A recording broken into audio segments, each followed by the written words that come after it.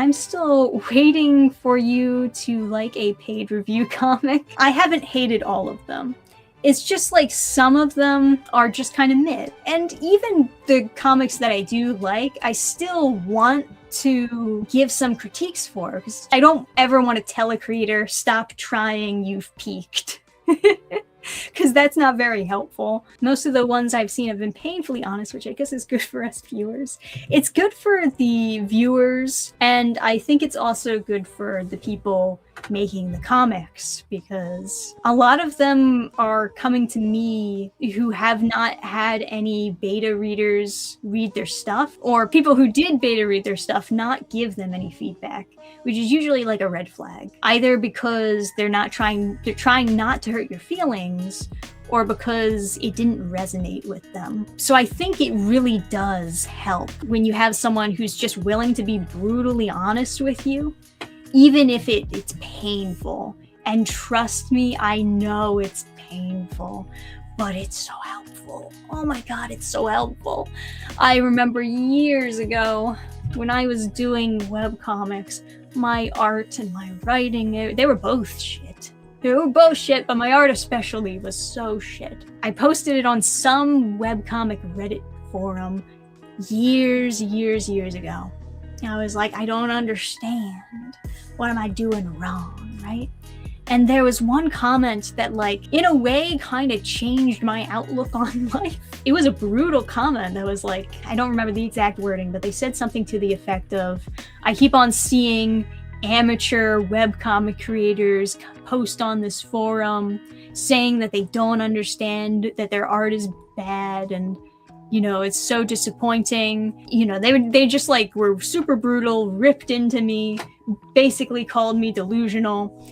But it was so good, you know? It was so brutal, but it was so good, because it did kind of help me wake up a little bit. A lot of people say don't compare your stuff to other people's stuff, but something that does help you understand whether or not your work is good in the beginning is to compare it to other stuff. To compare it to something that is professional, because then you can see just how far of a gap there is between good-looking professional work and your work right now. I'm not saying that you should drive yourself insane because there's such this big gap between, but you need to understand where you are when you're starting off. It shows you that you have a long journey to go and you're not there yet.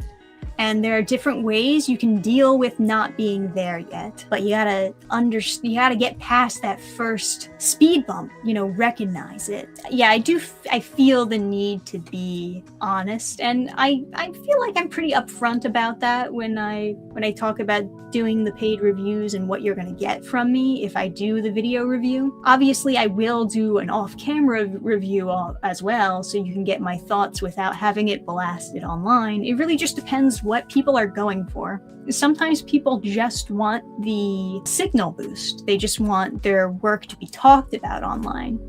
And it doesn't really matter if it's positive or negative press. Totally fine. I'll do that for them. No problem. And then other people are actually looking for the criticism part.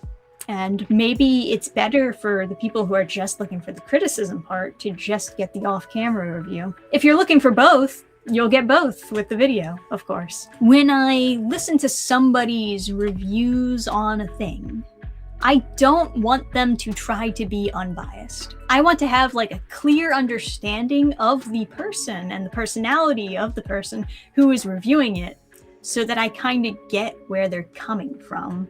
I think you can be, to a certain point, unbiased if you knew nothing about a property, or not even sure if a distant point of view is always that good. Fair enough.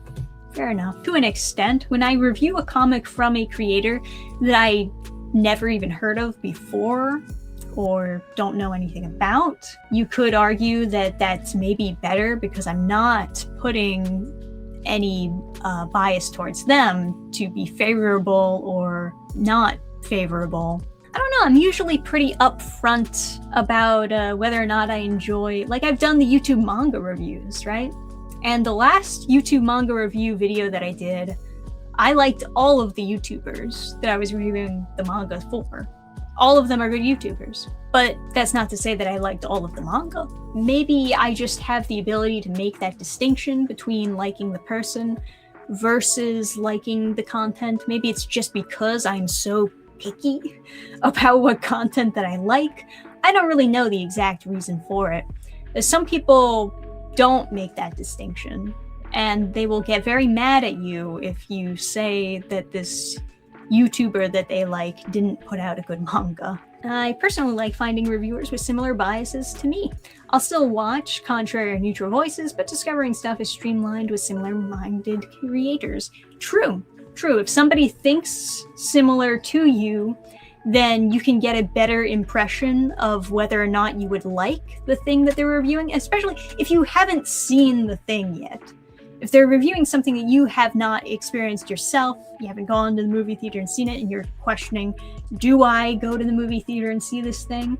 It makes sense to then watch a review from someone who has similar tastes to you, because that'll give you a good impression of, okay, well, would I like it? Is there any like red flags or anything? Program restart.